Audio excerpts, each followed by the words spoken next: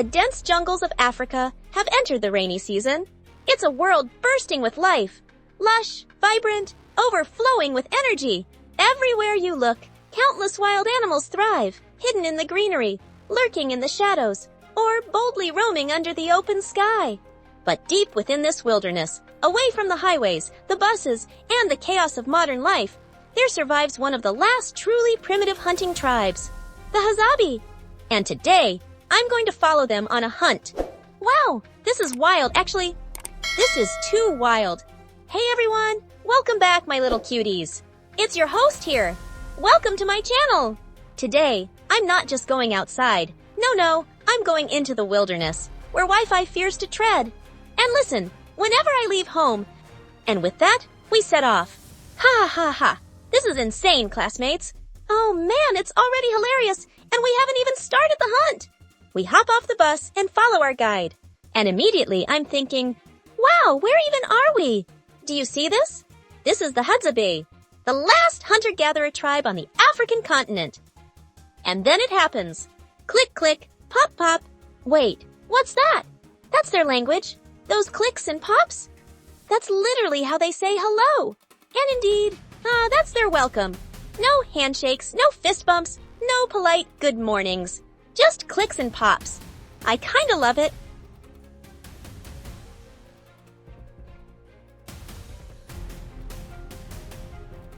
And look at what they're wearing. Not clothes, not shirts and pants, but animal hides. Thick, furry, rugged. The animals they wear are tall, sleek, muscular, kind of like oversized cats. And oh my god, some of them even look like foxes. Now, check this out. A rock in front of the cave. It's covered in skulls. Yeah, real ones. This isn't just a fashion show, folks. This is the jungle's version of interior decorating. Then the chief steps forward, and it's like he's activating some summoning spell straight out of a video game. And suddenly, everyone's moving. Fast, wait, hold up.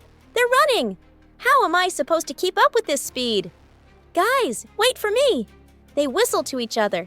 Sharp, quick signals echoing through the trees. And deeper, we go into the forest. To move forward here, you just, keep moving forward. Simple logic, brutal in practice. Then I notice they're digging. What are they digging for? Honey, hidden in a hollow tree. But here's the twist. It's not just honey.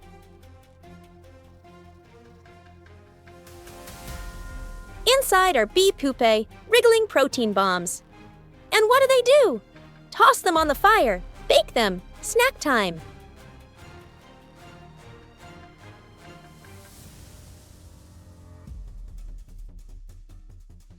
And then, finally, the honey itself. Golden, sticky, fragrant. I take a taste. Sweet, floral, complex, like every flower in the jungle decided to collaborate on a recipe. Incredible! But bees are swarming everywhere, buzzing, stinging, angry that we're raiding their fridge. We move on into a dried riverbed. The tribe finds wild fruit, big and sweet, looking like dried dates, juicy survival snacks. Then footprints, animal footprints, and suddenly they catch a bird. A pheasant-like creature, already killed by a wild dog. Well, waste not, want not. We take a break. I'm exhausted. We've been walking for over 3 hours and found almost nothing. But the tribe? They just keep going. They even use the bird's feathers for decoration.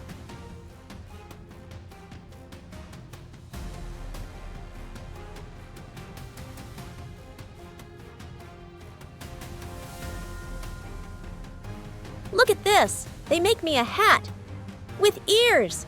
Ladies and gentlemen, check out my new look. Who needs Gucci when you have jungle couture?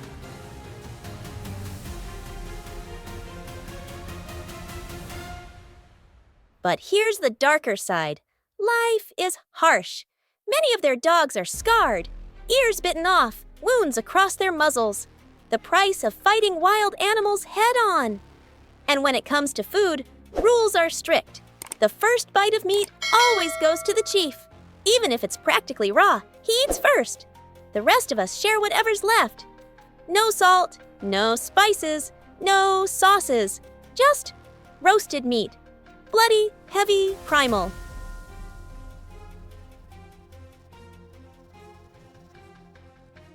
I hand out some bread I brought. They eat it, but the chief still decides who gets what. He is judge, jury, and distributor of carbs.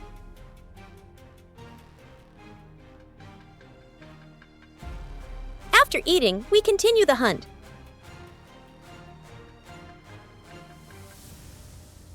We pass under a tree with a snake coiled around it. I nearly trip. Great, just what I needed. And then I find a bird's egg. One small victory for me. But the hours drag on. We search. We wait. Nothing. And you know what? They don't care that I'm tired. For them, if there's no prey, they just go hungry.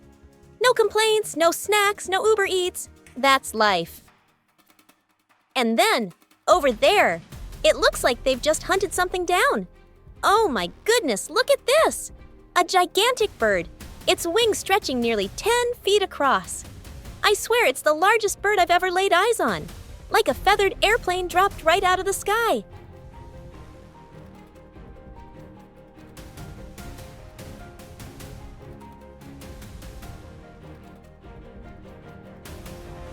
And right next to it, another one. Smaller, but you can clearly see the hunter's arrow piercing through it. What a shot! These hunters don't miss.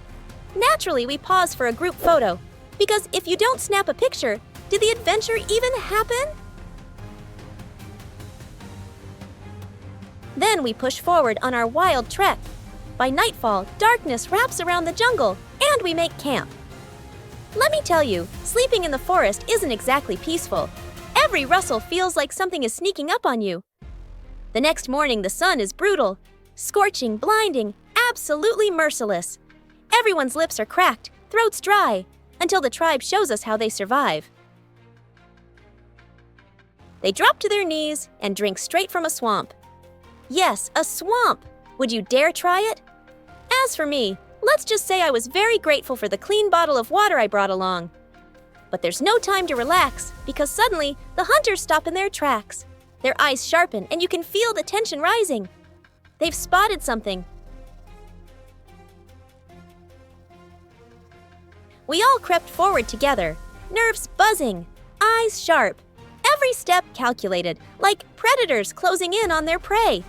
It felt less like a walk in the woods and more like we'd been dropped straight into a high-budget action movie, minus the soundtrack, special effects, and, well, catering. The air was heavy with suspense. Every twig snapping underfoot sounded like a gunshot. Every shadow could have been the big reveal. And there we were, stalking, searching, holding our breath, waiting for the moment the jungle decided to show us what it was hiding. Finally, jackpot! The hunters found fresh tracks, boar tracks. Maybe it was sleeping inside that cave. They moved like shadows, silent and precise, digging carefully, whispering in their strange, clipped language. And then, suddenly, a shout ripped through the jungle. It's running! On the other side! In a flash, we all sprinted after it. My heart pounded like a war drum.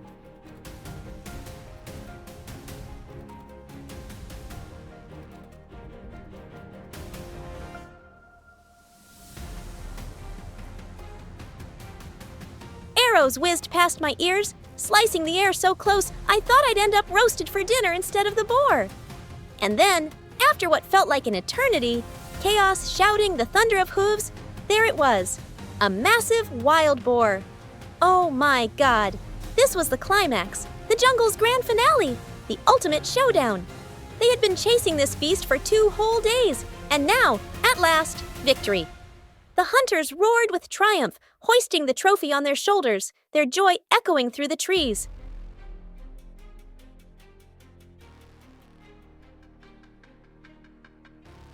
Without hesitation, they set to work.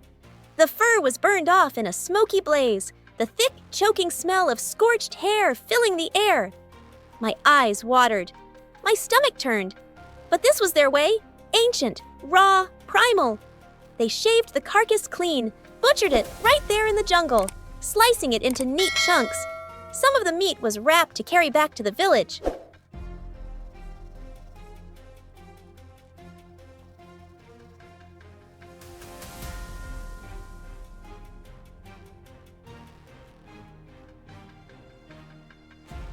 The rest, they grilled on the spot. And let me tell you, it was no five-star barbecue. This was jungle style: fire, smoke, and the irresistible sizzle of fresh meat.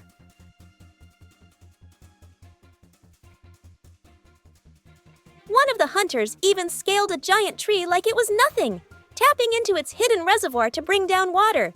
Pure survival mode. Wild boars are notoriously hard to hunt. They're fast, vicious, unpredictable, but they're worth it. Fat-rich, calorie-loaded treasures in a land where most animals are little more than lean sinew and bone. The leader carved off the best cuts, the liver and the ribs. Onto the flames they went, hot, fresh, steaming. Then came my moment. He sliced a piece, offered it to me. I hesitated. This was raw survival food. No seasoning, no salt, no sauce. Just flamin' flesh. But then I bit. And wow, delicious! Not just edible, shockingly good. Rich, savory, almost buttery. No stink, no blood, just pure flavor. Better than I ever imagined. The hunters tossed scraps to their dogs, who tore into them with wild abandon.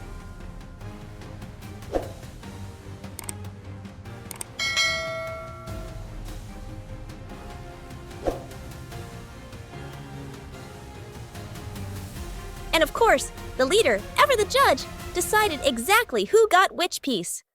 Authority carved in meat. Some cuts were skewered, packed away, destined for the kids back in the village. And as the sun began to sink, painting the sky in fire and ash, the hunters finally laid down their bows. The hunt was over. Exhausted but exhilarated, I said goodbye to the tribe. My mind was buzzing, my belly was full, and I carried with me a story I'd never forget. So if you want more wild adventures like this one, don't just sit there. Hit that like button, follow, and subscribe. New videos every Saturday, and trust me, you're going to want to tune in. Because out here in the jungle, you never know what's waiting.